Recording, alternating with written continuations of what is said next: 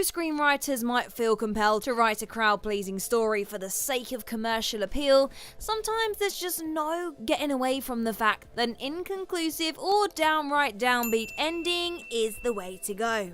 So, with that being said, I'm Jem from WhatCulture.com, and these are the movies where the killer never gets caught. 3 billboards outside Ebbing, Missouri. Let's kick things off with an especially intriguing case now in the Oscar-winning drama 3 Billboards Outside Ebbing, Missouri. Mildred Hayes, played by Frances McDormand, is a Missouri woman desperate to see the rapist and murderer of her teenage daughter brought to justice. Enough that she rents 3 roadside billboards in an attempt to agitate the local police into solving it.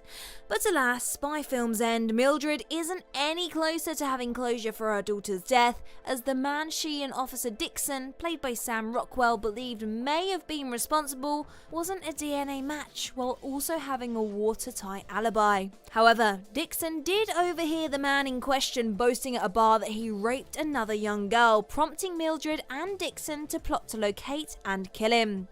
Whether they go through with their plan or not is left on an ambiguous note, but the central mystery pertaining to Mildred's daughter is devastatingly never solved, with the wider implication being that it probably never will. Zodiac. In the case of David Fincher's masterful thriller Zodiac, it was of course shackled to the reality of its true crime story, that the real Zodiac killer has never been caught to this very day. Fincher's tightly wound dramatization of Zodiac's rampage across 1960s Northern California shows the killer only in fleeting glimpses, refusing to commit to a concrete identity, with multiple actors taking on the role throughout the film. As in real life, Fincher's Zodiac is never brought to justice, leaving as many as 37 victims to his name if the killer's own claims can be believed. Even though Fincher's film theorizes that the killer may have been suspect Arthur Lee Allen, played by John Carroll Lynch, he's never been categorically tied to Zodiac in a more than circumstantial way by the authorities, and additionally passed away in 1992. In many respects, the movie's ending is satisfying precisely because it's unsatisfying, refusing to substitute the bleak truth for a sanitized Hollywood ending. Match point. Woody Allen's Match Point boasts one of the most genuinely loathsome protagonists in cinema history, as retired tennis pro Chris, played by Jonathan Rhys-Meyers, dates a young woman from a wealthy family, Chloe, played by Emily Mortimer, all white, conducting an affair with American woman Nola, played by Scarlett Johansson. Once Chris marries Chloe, Nola informs him that she's pregnant, and when he urges her to get an abortion, she refuses, instead trying to persuade him to divorce his wife. The net begins closing in on Chris as Chloe suspects he's cheating, at which point Chris takes a shotgun from his father-in-law and murders Nola, and by extension their unborn child, while staging the crime scene as a robbery. All while Chris attempts to get his life back to normal with his now pregnant wife, the police investigation starts centering around him. Furthermore, Chris carelessly disposes of a ring he took from the scene while staging the robbery, yet his thread is abruptly tied up when said ring is found on the body of a murdered local drug addict, prompting the police to clear Chris of killing Nola. Chloe consequently gives birth to a son, and Chris receives no punishment for his actions whatsoever. Basically, Chris was a grade A sociopath who managed to win through pure dumb luck when somebody else inadvertently took the fall for his crime by simply picking up a ring. The Pledge. The Pledge is a majorly underappreciated psychological drama about an imminently retiring detective, Jerry Black, played by a stellar Jack Nicholson, who attempts to track down a child murderer. The movie has a uniquely brutal spin on the uncaught killer motive, given that while they're never brought to justice, there's an extra nasty twist lying in wait. Believing he's ascertained the identity of the killer, referred to largely as a wizard, Jerry attempts to entrap him with a sting operation. But, in a cruel bout of irony, the wizard is burned to death in a fatal car accident on his way to said sting. After hours of waiting, the authorities eventually pack up the operation, leaving Jerry to his own devices as he dejectedly believes that the killer is still at large, entirely unaware that the wizard died in a random accident. It's a brilliantly singular take on the intentionally unsatisfying ending, denying closure not to the audience, but to the main character, who is left to stew in his own boozed up frustration. Phone booth.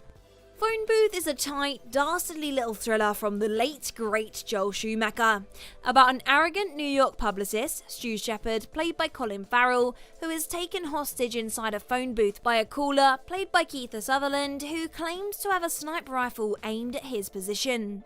The caller proves he isn't lying when he guns down a pimp, played by John Enos III, harassing Stu, and makes mention of two other individuals he's killed, a German porn king and a corrupt executive. The sniper's fourth confirmed kill comes near the end of the movie, when he murders a pizza delivery man in his apartment and leaves the man's body there in order to fake his own death. Just as Stu realises what's happened and is being treated in an ambulance, however, the sniper makes his first and only physical appearance in the film, speaking to a heavily medicated Stu and warning him to stay honest or he'll stay back. The end. There's absolutely no indication that the caller is at any risk whatsoever of being caught, but rather that he'll go on and continue to use his special set of skills to terrorise elite liars. Lady Macbeth. Lady Macbeth marked the breakthrough performance of Florence Pugh, who stars as Catherine, a young woman trapped in a loveless marriage to a man double her age, Alexander, played by Paul Hilton. Catherine subsequently embarks on an affair with one of the men who works on the property, Sebastian, played by Cosmo Jarvis, and when Alexander's father Boris, played by Christopher Fairbank, learns of the affair, she fatally poisons him. And this is just the beginning of the death and devastation Catherine leaves in her wake.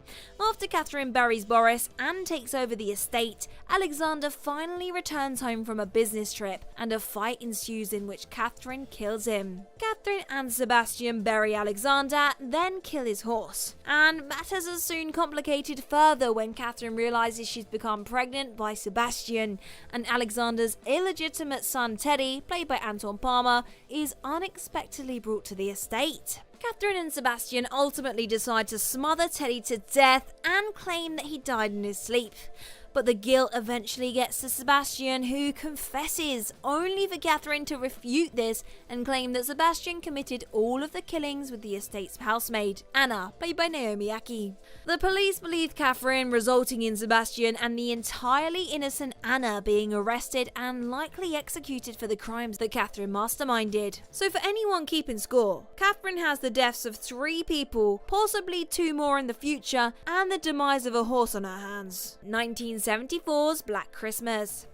Though card-carrying horror movies don't have much of a place on this list, given that the entire point of horror franchises is that the killer never gets permanently caught or killed, 1974's Black Christmas is a bit of an outlier, as it never got even a single sequel, just 2 rather naff remakes instead. The film follows a group of sorority sisters who are terrorised by a deranged killer during the Christmas season, and over the course of the movie, the murderer, Billy, played by Nick Mancuso, causes a total of 7 deaths. The finale sees protagonist Jess, played by Olivia Hussey, beat the apparent killer, Peter, played by Keir Dullea, to death, but after the police attend to the scene and surmise that Peter was behind all the killings, Billy's voice is heard and a shadow can be seen leaving the attic, making it clear that the real killer got away with it. Black Christmas stands as the rarest of successful horror films never to get a sequel, despite categorically implying the killer's survival at the end. We got 2 remakes instead, with the 2006 version making the predictable decision to kill him off this time. American Beauty. American Beauty opens with Lester Burnham, played by Kevin Spacey's voiceover flatly telling the audience that he'll be dead a year from now. And dully, the film ends with him being shot in the head by his neighbour, Colonel Frank Fitz, played by Chris Cooper, after Lester rejects his romantic advances. Even though Fitz appears to be in a deeply emotional state when he finally confronts his own repressed homosexuality and is rebuffed by Lester, he nevertheless takes appropriate care to ensure he likely isn't pinned for the murder. First and foremost, we see Frank wearing surgical gloves, ensuring he won't leave any incriminating fingerprints at the scene. And given his generally exacting demeanour throughout the film, it's easy to believe he'll take all necessary precautions to avoid being accused. Plus, there are several other decidedly more probable suspects in his midst. Most of all, Lester's wife Carolyn, played by Annette Bening, who actually plotted to do it herself before Fitz beat her to it.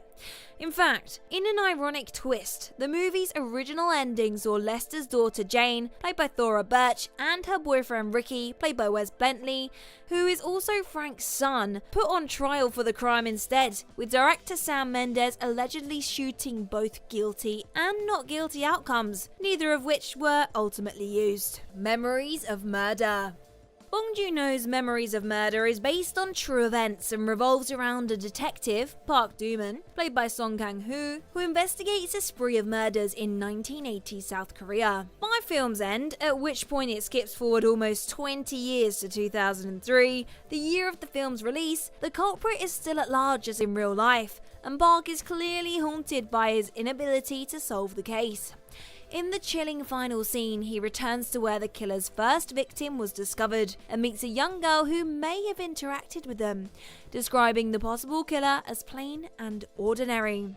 Park then stares directly at the audience, implying that we or someone watching the film with us could be the murderer. Much like Zodiac, the film was beholden to the facts brought to light when it was being made. Though in 2019, the killer, Lee Chun-jae, was finally caught, even if it was evidently over 15 years too late for the movie itself to have a neat and tidy ending. Scary movie.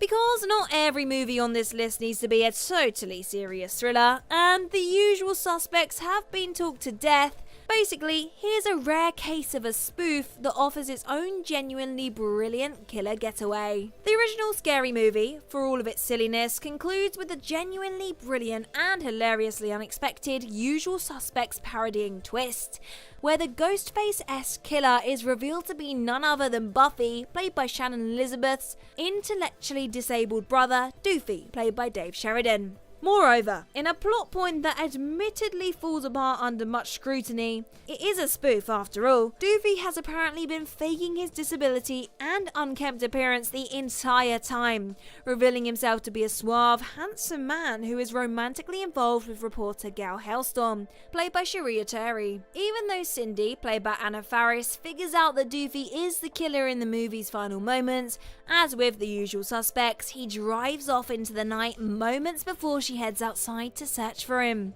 And given that the Scary Movie franchise has never returned to the Doofy character, there's no reason not to believe that he got away totally scot-free.